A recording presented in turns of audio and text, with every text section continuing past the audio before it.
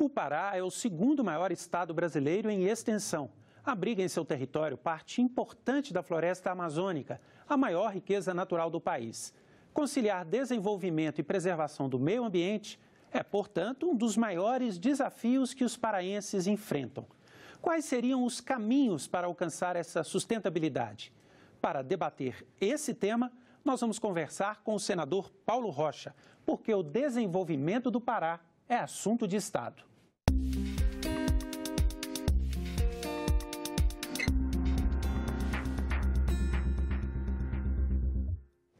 Senador Paulo Rocha, muito obrigado pela presença aqui no nosso programa e hoje nós vamos falar sobre o Pará. Eu agradeço a oportunidade, eu acho que foi um tema muito importante e oportuno para a gente fazer esse debate. Senador, eu queria começar falando sobre a questão da Floresta Nacional do Jamanchim. Explicar um pouco para as pessoas que estão nos assistindo a polêmica que há em torno disso. Essa floresta é uma grande reserva que há no Pará. Houve no atual governo uma medida provisória diminuindo a extensão dessa reserva, uma pressão muito grande da população, essa medida caiu. Hoje há um projeto de lei tentando rever os limites da reserva, da floresta. Eu queria primeiro que o senhor explicasse o que é essa floresta, qual a importância de manter os atuais limites e o que está por trás dessa mudança dos limites da floresta do Jamanchim. Quando se levantou muito esse debate da questão ambiental e a Amazônia tinha um papel importante no processo, inclusive internacional, o governo, desde Fernando Henrique Cardoso, criou as questões das reservas florestais, né? E começou naquela época, mas foi no governo Lula, principalmente, que se criou mais reservas, que seriam, vamos dizer, estancar o processo de desmatamento, mas assegurar reservas que poderiam ser exploradas, por exemplo, reservas extrativistas. Perfeito. Pode ser explorada a madeira lá dentro. Ou seja, enfim, não precisa ficar intacta, pode ter alguma atividade. Exatamente. Então, a Jamanchim, ela vem neste processo. Só que os governos erraram quando, digamos, fazia a floresta, sem levar em consideração do que já tinha ocupação. Perfeito. Econômicas, inclusive incentivada por próprios governos anteriores. Perfeito. É o caso do Jamanchim, por exemplo. Lá já tinha, então, uma atividade. O Jamanchim, ele fica à beira da estrada, a BR-163, Santarém-Cuiabá. Entendeu? Quando resolveu-se fazer a ferrovia ou a estrada para poder escoar os produtos, os grãos do Mato Grosso, aí naturalmente aquela região passou a ser um foco de desenvolvimento. Perfeito. E a Jamanchim seria, digamos assim, uma reserva para proteger esse momento. Só que ao ser feito a Jamanchim, já tinha pequenos e médios produtores, principalmente agricultores ou agropecuários. O que acontece? No período, ainda no governo da Dilma, principalmente nos 6, nós discutimos, uma bancada tentou negociar com o IBAMA e com o ICMBio um processo que chama-se de desafetação, ou seja, é fazer um outro traçado para assegurar a reserva, mas para também assegurar a atividade econômica que já é existente. O que aconteceu?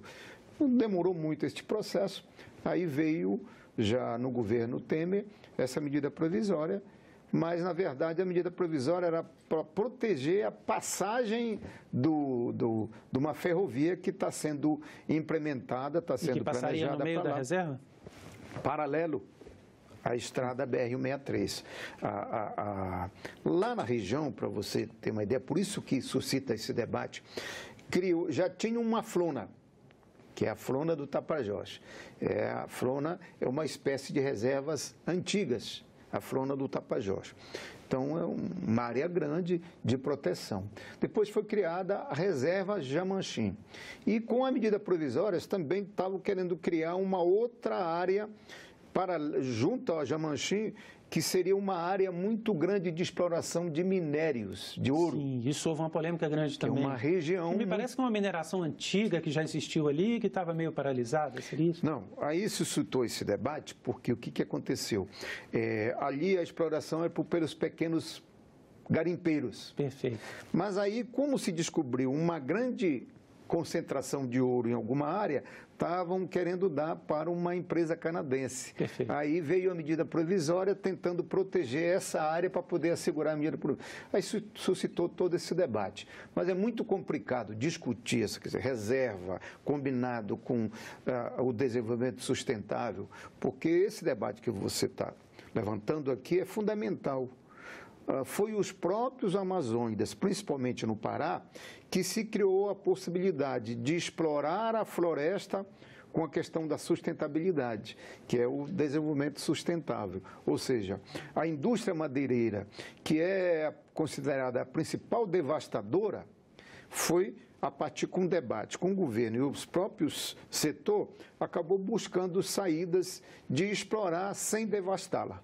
Ou seja, o senhor diria, então, que rever as dimensões da floresta, rever essa área, não é de todo um mal, desde que isso seja feito para garantir essa produção sustentável. E assegurar aquilo que ainda está protegido. Perfeito. Entendeu? Porque se fechar ali, aqueles que já estavam lá vai continuar pressionando a exploração da floresta. Ou seja, é preciso... Então é melhor chegar a um acordo político de assegurar com que estes que já estão explorem sustentavelmente, portanto, recupere aquilo que tem que recuperar ou explore economicamente, né? Por exemplo, tem experiência já na Embrapa que o próprio criador do boi pode miscigenar o capim com plantação de floresta, madeiras de lei ou recuperação das castanheiras, por exemplo. Então, inclui outra atividade econômica para não ficar na monocultura do gado. Agora, essa discussão da Jamanchim, ela está no Congresso agora com um projeto de lei. Por que está demorando tanto? O senhor acha que ainda não há um acordo político para se chegar num consenso sobre isso? É que não chegou a ser um acordo político e não foi aprovado uma das medidas provisórias, entendeu? Certo. Conforme o governo queria. Então, foi assegurado uma negociação numa das medidas provisórias com que o governo depois mandasse um projeto de lei. Esse projeto de lei está aí para ser discutido. Agora, senador, a gente sabe que as florestas nacionais, os parques, eles foram feitos para tentar conter o desmatamento. O desmatamento hoje na região amazônica é um problema sério e os últimos dados indicam que no Pará, sobretudo. Nós vamos mostrar aqui um gráfico que traz esses dados recentes. Veja bem, de agosto de 2017 a maio de 2018, de todo o desmatamento que houve na região amazônica, 48% aconteceu no Pará. Em segundo lugar está o Mato Grosso, com 29%, depois ali Amazonas 15%, Rondônia 7%, Acre 1%. Ou seja, quase a metade do desmatamento que está acontecendo na Amazônia acontece no Pará. Por que seria isso? O que acontece no Pará que hoje os índices de desmatamento são maiores lá, se formos considerar só a região amazônica? Porque agora no Pará está crescendo a ida da produção dos grãos. Entendeu? Então, isso pressiona a floresta, porque a produção dos grãos exige grandes áreas, né? Perfeito. Por isso que eu me contraponho, e agora nas eleições vai ser oportuno fazer esse debate político, porque a saída do desenvolvimento da Amazônia, e principalmente no estado do Pará, não pode ser só a partir dos grandes projetos. Este é o equívoco. A partir do grande projeto agromineral, a partir do grande projeto agroflorestal, a partir do grande projeto agropecuária e agora do grão. Sim. Ela tem que ser uma combinação para incluir o pequeno produtor também. E o Pará sofre com grandes projetos em todas essas áreas, né? Exatamente. Porque, o grão hoje está em qual região do estado, sobretudo? No sul do Pará, mas para o sul aqui, entrando pelo sul. Conceição, Santana do Araguaia, por ali. E a atividade mineradora também é forte? A mineradora é em torno do sudoeste, digamos assim, que é projeto ali próximo de Marabá, principalmente em Parauapebas. Ali está a maior concentração de minério do mundo, tanto de ferro, de níquel, de manganês, de cobre, né? Então, qual é a saída, então? O problema do Pará é que só se cava para tirar o minério, depois, através de uma ferrovia, vai para o Maranhão e exporta para a China. A briga é que a gente tenha um desenvolvimento para verticalizar este minério, criando condições de gerar o minério in natura, depois e verticalizando ele na chapa do aço. A chapa do aço depois pode trazer grandes plantas de outras produções industriais, como o próprio carro. Agora, etc. como é possível, eu quero aprofundar esse debate que o senhor coloca, dos pequenos, né, do desenvolvimento por meio dos pequenos, mas como é possível hoje fazer essa transição? Porque o Pará tem grandes projetos, o senhor acabou de citar, né? Grãos, mineração, não é possível romper com isso de uma vez, se eu não estou enganado. Então, como é possível sair dos grandes projetos para esses projetos mais sustentáveis? A gente não defende sair, não tem que esquecer os grandes projetos. Isso que eu queria tem que continuar, mas incluir o pequeno, que cabe, tem espaço para todo mundo. O problema é que aí gera outro problema, que como o pequeno não tem pedaço de terra, ele vai à briga, aí gera os conflitos, aí gera a violência no campo. Por isso que o Pará também é um dos grandes campeões de violência no campo do Brasil. Eu tenho um dado sobre isso. Porque é essa tensão entre o grande e o pequeno, que não está lá rolando para poder atrás de um pedaço de terra para poder sobreviver e não tem. Ou seja, a ausência de uma política de governo para incluir o pequeno no processo de desenvolvimento regional é fundamental. Nós temos um dado importante, antes de você colocar o seu, que na época do governo Lula, ele criou o PRONAF. Da agricultura familiar, o programa da agricultura familiar. Agricultura formalizada. Qual é a consequência disso? 70% da produção da alimentação no Brasil vem da agricultura familiar. Por quê? Porque o agronegócio, ele cumpre um papel de exportação. Tudo bem, buscar divisa lá fora, mas é importante a produção agrícola, a produção familiar, para produzir alimentação para ficar aqui no Brasil. Aproveitando que o senhor introduziu o tema da violência no campo, antes de continuarmos desse debate, no ano passado, segundo a Comissão Pastoral da Terra, né, da CNBB, houve 71 assassinatos no Brasil, como um todo, o maior número nos últimos 14 anos. No Pará, 10 lavradores foram assassinados só no mês de maio de 2017. Como é que hoje se configura essa tensão e essa violência especificamente no Pará? Olha, infelizmente, eu venho da luta sindical. Fui diretor do sindicato, presidente do sindicato, do meu sindicato, daí fui para o presidente da CUT e tal. Eu vivi e convivi num período de maiores assassinatos das nossas lideranças políticas, sindicais. Entendeu? Cerca de 660 líderes sindicais foram eliminados nos 20 anos, num período de 20 anos. Por quê? Exatamente a luta pela terra, né? Tensionamento. Lá, os grandes projetos, eles compram um pedaço de terra e depois vão, como se diz ali, grilando, vão se aproveitando das outras áreas, inclusive de governos, reservas governamentais, e vão grilando. O que acontece? Não sobra espaço para o pequeno. Quando surgem governos democráticos, que pensam exatamente o país para se desenvolver e dar oportunidade para todos, aí se reduz essa tensão. Foi no caso do período do governo Lula. Se diminuísse a tensão, por quê? Porque ele desapropriou um bocado de áreas na região do sul do Pará e se criou os assentamentos. Assentamentos exatamente para colocar o pequeno produtor lá. Então, o que acontece? Isso distensionou, diminuiu o tensionamento, diminuiu o conflito. Com o golpe e o governo Temer, o que acontece? Aqueles senhores feudais, que têm a visão autoritária da propriedade, eles se aproveitam de novo e tentam recompor de novo os seus espaços políticos. Aí volta de novo, não só o conflito da eliminação individual, mas também as chacinas, como foi o caso da chacina do Pau d'Arco, que assassinou 10 trabalhadores rurais, porque estavam ocupando lá um pedaço de terra de uma grande fazenda que aquela área que ele estava ocupando tinha sido grilada. Ou seja, o cara não tinha título. Portanto, o pessoal tem informação disso e ocupa essas áreas para obrigar o governo a desapropriá-las.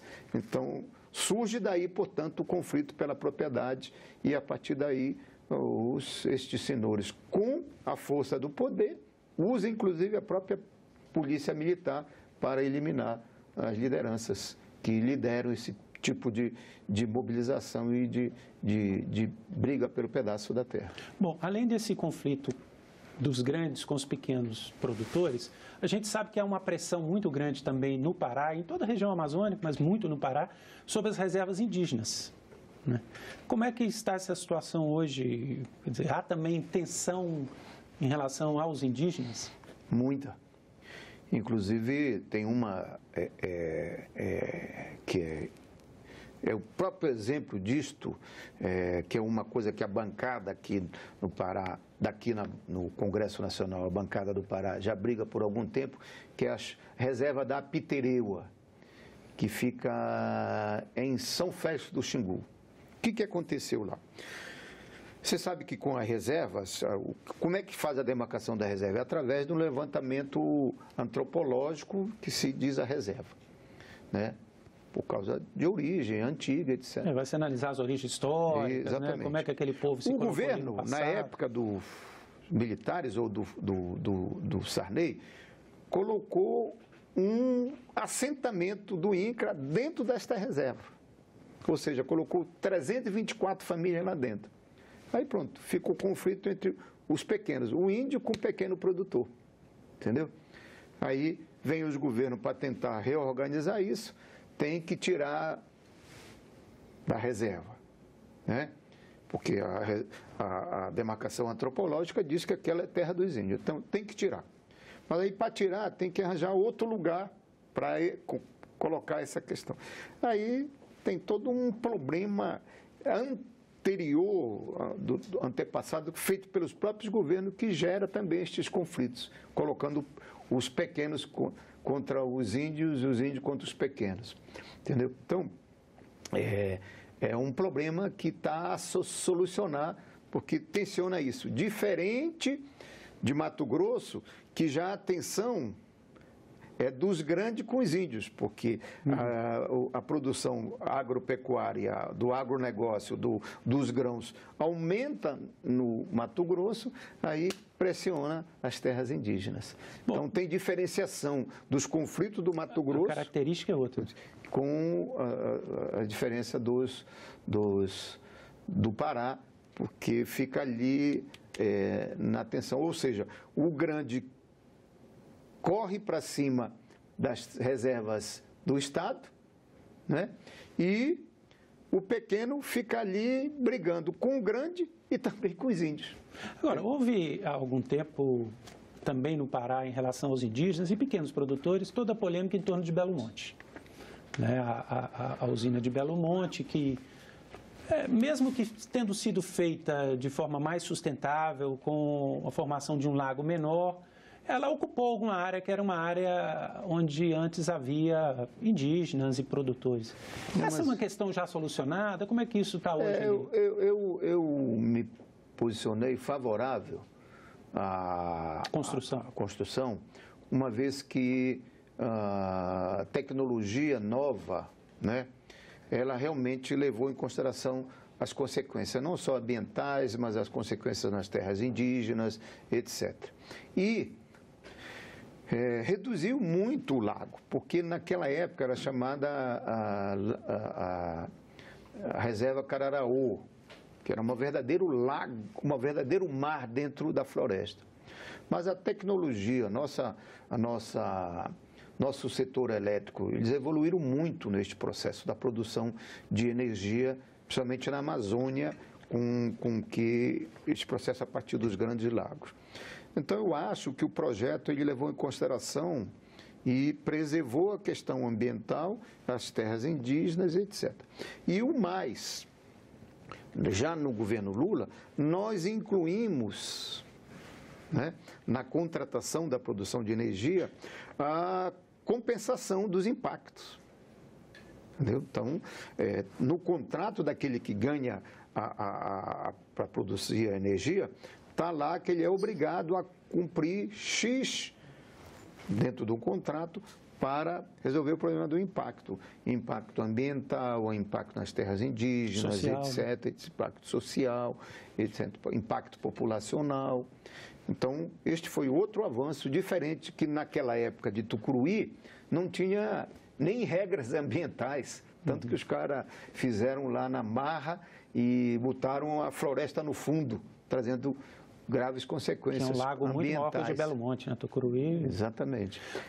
Nesse processo todo de se defender um desenvolvimento a partir do pequeno, o senhor tem questionado muito a questão, o problema da infraestrutura no Pará, sobretudo do transporte, de rodovias. Como é que é possível hoje desenvolver uma rede de rodovias para que garanta o acesso do pequeno, acesso à produção, acesso a determinadas regiões do Estado, de forma que isso também seja sustentável, que isso também não degrade o meio ambiente? Como é que é essa situação da infraestrutura hoje no Pará? Então, este é um problema crucial, porque tem rodovias ou transporte que é de responsabilidade do governo federal, tem as chamadas PAs, que são estradas de responsabilidade do governo do estado, mas também tem as vicinais, que são de responsabilidade dos municípios. Estes, coitado, só para você ter uma ideia, tem município que tem 5 quilômetros de vicinais. Ou os pequenos, ou São Félix do Xingu, que tem uma vicinal de 180 quilômetros. Que é um município muito grande, existem municípios muito grandes no Pará. Então, o município não tem recursos, orçamento para essa infraestrutura. Aí breca o escoamento da produção, ou seja, breca o desenvolvimento. Eu acho que a saída para o Pará é exatamente essa, que, por exemplo, olha, a partir da visão do Centro-Sul se criou a Lei Candir. O que é a Lei Candir? É o Pará, na prática, o Pará abre mão do imposto de exportação do seu minério, ou seja, da sua maior riqueza, e, portanto, de onde resolveria o problema dessa infraestrutura? Desse imposto. Quer dizer, abre mão, entendeu? Mas o governo federal se propôs a compensar. Não recompõe. Mas agora, no governo Lula, a Transamazônica, que é para você ter uma ideia, a Transamazônica é uma rodovia que começa na Paraíba e dentro do Pará, termina no Amazonas, mas dentro do Pará, ela tem 1.000 quilômetros. Foi criada pelos militares, naquela época que tinha que ocupar para não integrar. Era uma visão, vamos dizer, de segurança nacional, que eles abriram a estrada ali no meio da floresta para poder, era integrar para não entregar, né? Porque havia uma cobiça muito grande sobre a Amazônia. Então, mas passou 40 anos. Ela foi apelidada de Transamargura, porque na época da chuva, como a chuva amazônica, é intransitável, os atoleiros e tal. Foi no governo Lula que começou a fazer o asfaltamento da Transamazônica, como o asfaltamento da BR-163. E na época do Lula não só foi feito a Zecruza de Tucuruí, que também é outra visão de escoamento, que são as hidrovias, que são as verdadeiras estradas da Amazônia. O senhor coloca aí a questão da Lei Candir. O Pará e Minas Gerais, principalmente, são os dois estados que mais têm recursos a receber, porque abriram mão desse imposto de exportação do minério, como o senhor falou, e o governo federal não está recompondo. Esse é outro tema que tem sido muito debatido no Congresso. Como é que o senhor entende que poderíamos alcançar uma solução para que os estados tenham esse recurso e possam investir em infraestrutura como o senhor propõe? Teria que acabar com a lei e transferir para os estados o processo de cobrança dos impostos, mas, ao mesmo tempo, o governo recompor, porque foi criado um fundo para o governo recompor. Então, o estado do Pará tem bilhões na mão do governo federal para, digamos assim, solucionar esses problemas da infraestrutura, entendeu? Outra questão importante, como você vê o estado do Pará, na questão você leva da estrutura, a produção de energia. Nós estamos produzindo energia e logo na produção da energia vem o tal de linhão. Para quê? Que é para poder transferir a energia para as plantas, para as áreas mais desenvolvidas, porque precisam mais de energia, no caso São Paulo, por exemplo. Agora, quem ganha com a produção é São Paulo, não só com a própria energia, mas também com o ICMS, porque o ICMS é pago no consumidor. Eu tenho uma PEC aqui que faça essa inversão.